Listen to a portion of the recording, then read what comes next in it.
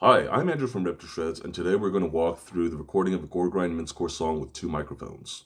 We're starting with two microphones because drums are extremely complicated to record, with many different factors that need to be taken into consideration. The more microphones that are used, the more difficult it is to place those mics, and also the more difficult it is to actually treat them. For noisy lo-fi styles like Goregrind or mincecore, a two-mic approach to the drum kit will give a genre-appropriate effect. One mic is more than enough for guitars and vocals, and for bass, you don't need a mic at all to record. We'll be using this mic. It's a Pyle PD Mic 78. It's a low-cost clone of the Shure SM57. We're using this instead of the Shure because at the time of this recording, this cost $18, and Shure has finally raised its price of the SM57 to above $100 for the first time in 30 years. The most fundamental principle that we can start with is that you only mix what you hear. Beginners will have trouble hearing things, and that's fine because you need to gain experience to know what you should be listening for. Consequently, the most important investment you can make for your mixing are your speakers or headphones and your room treatment. Room treatment is outside of the scope of this video, but as a basic rule of thumb, you should try to avoid recording in box-shaped rooms with very low ceilings. The acoustics of this space cause waves to constructively interfere and create big dips and resonances in the low end, which will mess with the sound of your recording and make it very uncontrolled. Let's start with some basic assumptions about how ready your band is to record the song in the first place. First, if your drummer is unable to play to a click, you'll need a 4-input interface instead of the 2. This is so that you can mic the guitar cabinet and send the feed of that guitar to your drummer's headphones, and he can listen to it while he records his drums. But in almost every circumstance, it is preferable to record to a click. This means that as the guitarist, you must know the tempo of the songs and be able to record the riff just to a click without any drums, so your drummer can listen to that click and guitar track together to know what parts he needs to play. Let's start with placing the drum mics. So one of the first decisions you'll have to make is whether to take the resonant head off the kick drum or leave it on. I will demonstrate both sounds for you now.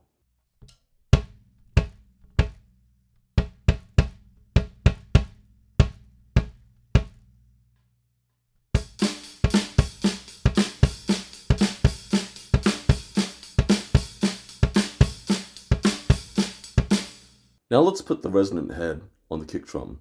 I know a lot of drummers like to basically tune it finger tight, but I actually prefer to tune it up pretty high. I find that gives me a little more tone out of the drum. I also stick a pillow in here so that it's resting against both the reso side and the batter side. And that will help dampen down the vibrations when I tune the kick way up.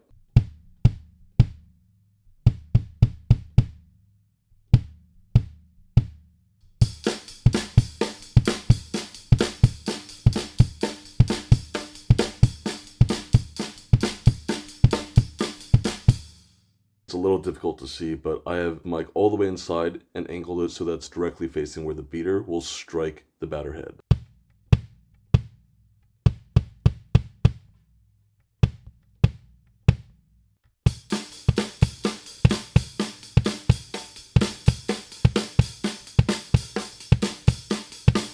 I personally prefer the more focused and top-heavy sound that you get when you place the mic all the way in and point it directly at where the beater strikes the batter head.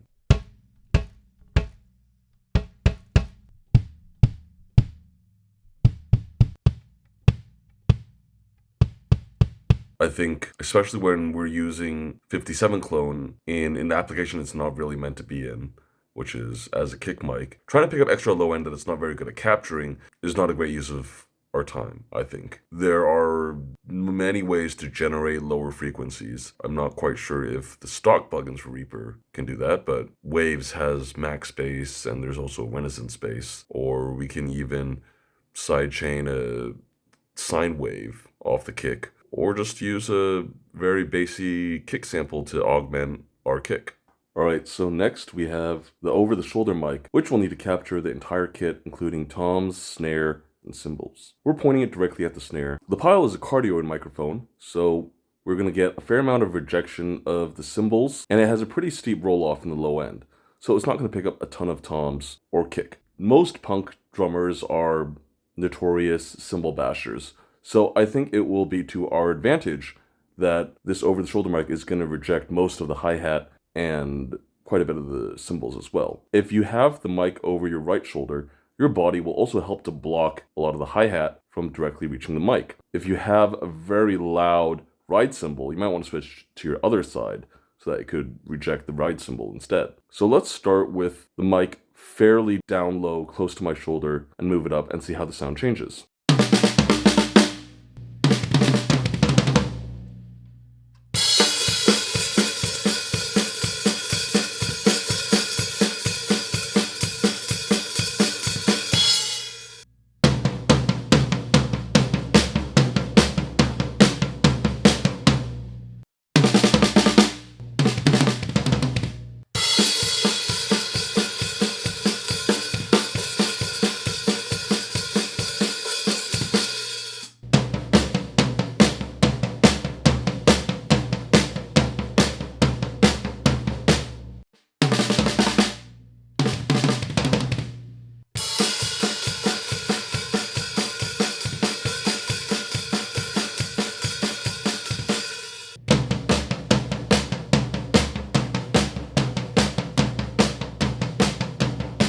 Let's switch over to guitar real quick, and I'll show you how everything sounds all together once each part is recorded. For the distortion on the guitars, I use this metal zone, this metal zone clone, and that Marshall head over there on a clean sound.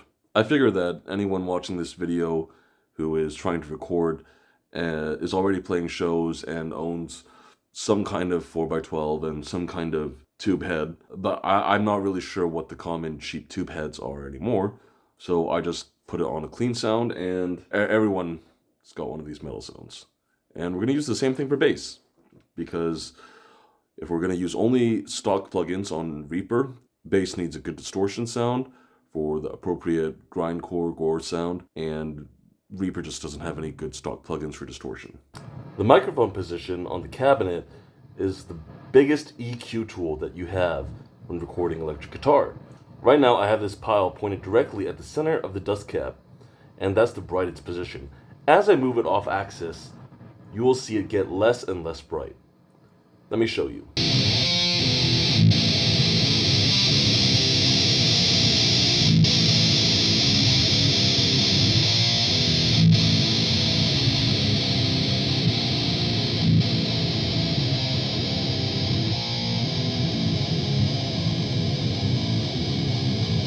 So for vocals, I generally like to just record dry without any effects. Often like the small units can be a little noisy, but in this case, I don't know what effects unit you have, and we'll just use the default Reaper effects to create our pitch shifter effects. For my purposes, I found the mid-height position most workable. So now let's attempt to record a song.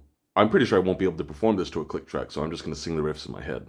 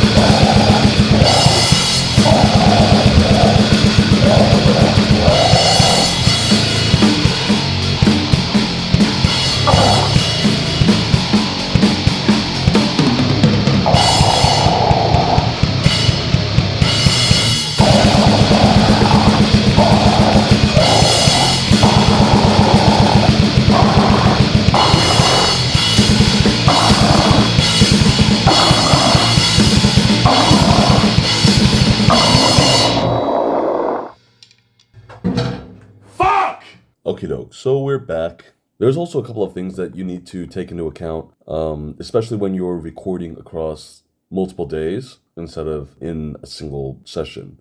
Drums will come untuned. If you are sharing your rehearsal space, if that's where you're recording with other people, mics are going to get moved around. If you've got just a mono overhead like this, that mic being moved around is not a disaster. You would probably want to worry about drums coming untuned. At the end of each recording session, go around the kit and hit everything once slowly. That's generally a very good practice when you're doing bigger recording sessions with more mics, because you will need drum samples in case someone's doing a fill and they have a really good take, but in the middle of it, there's a fill where like they click their sticks or they missed a hit or whatever. Then you can just go and grab that sample and drop it right in. And we can also use that for checking the tuning every day. Let's look at the raw sounds that we have gotten.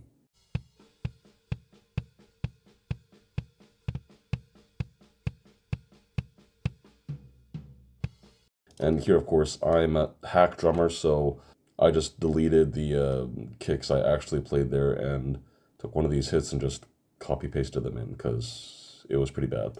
They are definitely a little bit bass light. Normally, I would solve this with max bass or R bass, but we are using only stock plugins from Reaper, so that's the Cocos and the JS plugins, and that doesn't have that, so we'll have to just live with it. First thing we got is saturation. Adding a little distortion and extra edge to the sound. Distortion is a great thing. You want it basically on every single instrument. In a traditional recording environment, they would drive the mic preamp to get a distortion. I have just like a regular Focusrite interface. I just do it in the box. reEQ.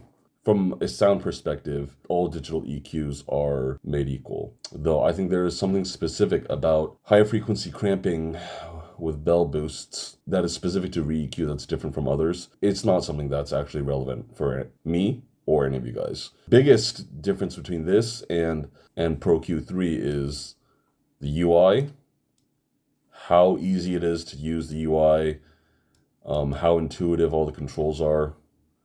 Like if I want to add a new point, gotta double click. Like if it's a low pass or high pass, I can't like just change the Q or bandwidth here by moving it up and down. Functionally, there is nothing wrong with reEQ. The interface is clunky for me to use. You can create a totally professional album with just this EQ. I added some sub-bass back in. Tried to look for the click of the kick.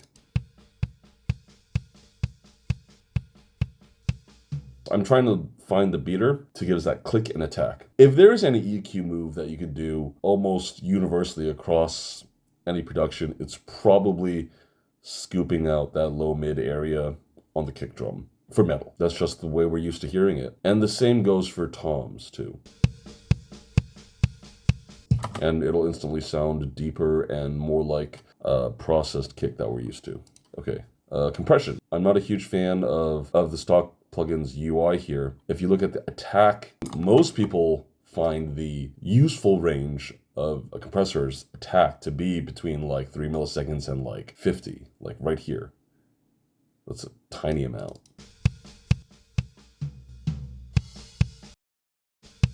So I'm getting about like 6 decibels of gain reduction. I have a slow-ish attack to let the transient pass through, and the compression is acting on the tail of the kick. Makes it a little bit punchier. And then to crank it up even more, there's JS transient controller. Normally I use Waves smack attack. 2 relevant controls, attack, sustain. You crank this up, get more attack, you lower this. The sustain gets shorter and shorter. That's pretty much it for the kick. And for the overheads,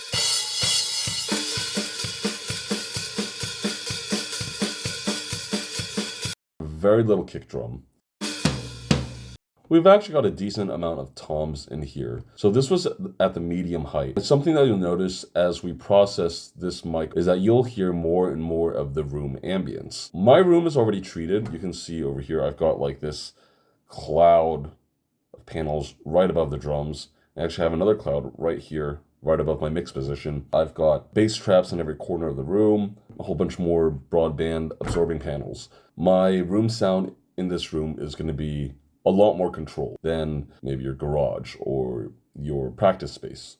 I would say that the sound of this is probably more idealized than something you might achieve at home. Having said that, I'm a dog shit drummer. You guys may have an advantage over me on that point.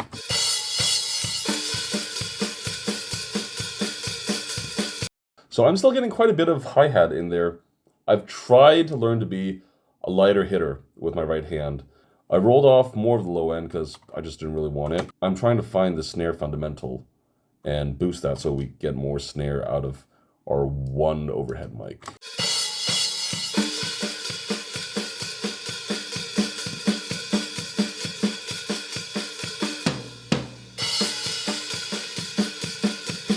So you can see how when I bring this band in and out, snare gets a little bit louder or a little bit quieter. And that's really the only purpose of that band, to give us a little more snare. And I took out a bit the highs here. I was still getting too much hi-hat for my taste. And you'll also notice that the kit is very simplified. I don't have the right hand crash or the ride or China, and there's only one tom.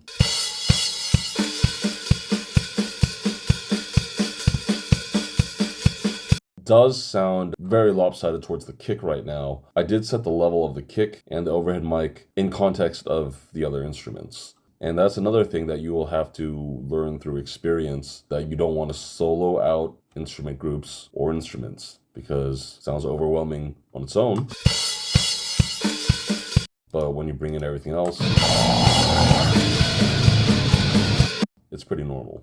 One last thing I did on the drums. So I took this bus or folder here and I dragged it like this to create a send, to send it to this drum distortion. So it's pre-fader, post-effects. So normally I would use something called Develope from Soundtoys. It's a limiter and it creates a crazy amount of distortion and pumping. And that sounds really cool on drums. So the closest thing I have here is the JS plugin Distortion Fuzz.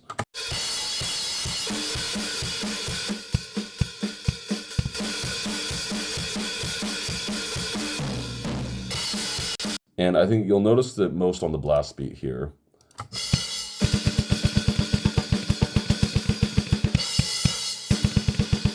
It sounds okay, but if I turn on the distortion,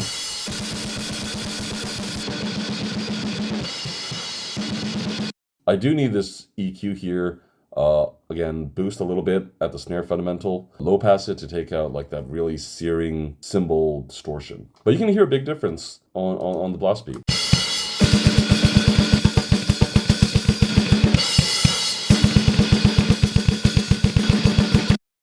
Without it, it sounds kind of wimpy. With it in, it sounds like really fat and heavy. As for bass,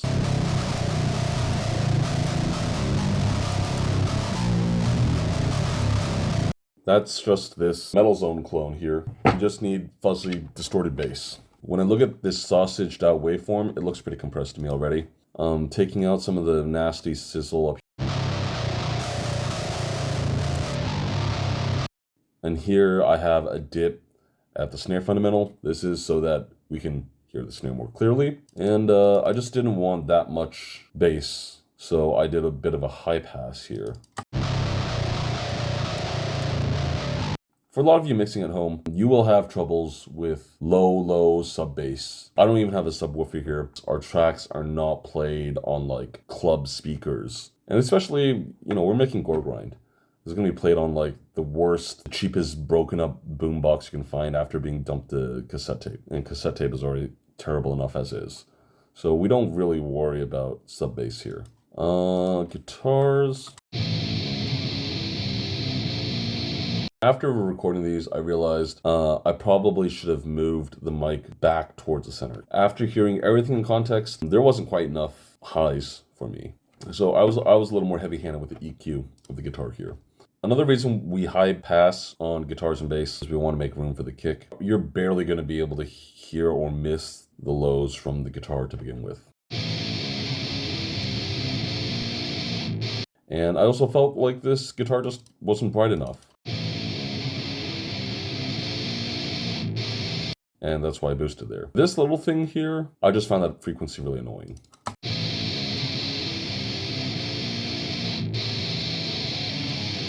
So I just took it out. But if you can't hear it, don't touch it. You can only mix what you hear, so don't try to make moves for the sake of making moves, because that'll just create more problems than you're actually solving. As for the vocals,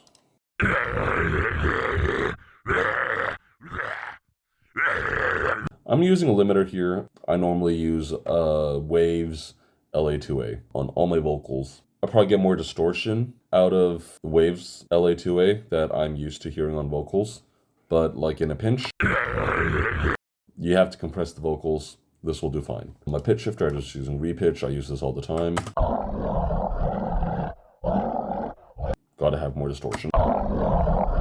And the EQ here.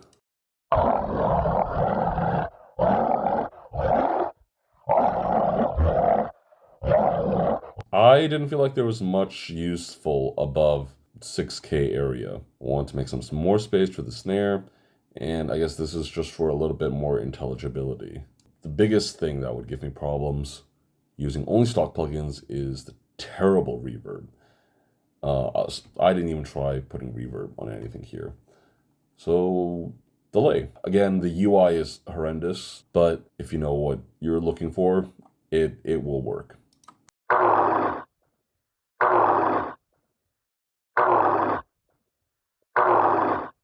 So this gives me a little kind of boxy sounding, honestly, slapback delay.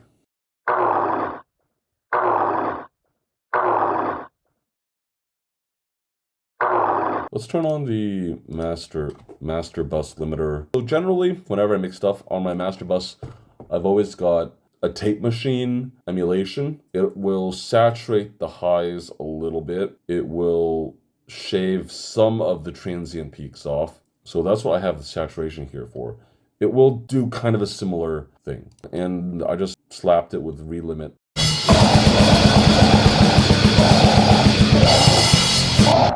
So you can see here that's sausaging off all these peaks of the kick and the snare here. When it does that, it will distort them. That is a desired effect. At least to me, it makes it sound a little bit more brutal. Okay, what have we learned today? 1, your recordings are only as good as the instruments and the musicians playing them. 2, mic position is very powerful EQ. 3, only mix what you actually hear. 4, don't try to fix things that can't be fixed. 5, go out there, make some records, have fun with it. You will get better as you make more. That's just how it works. Thanks.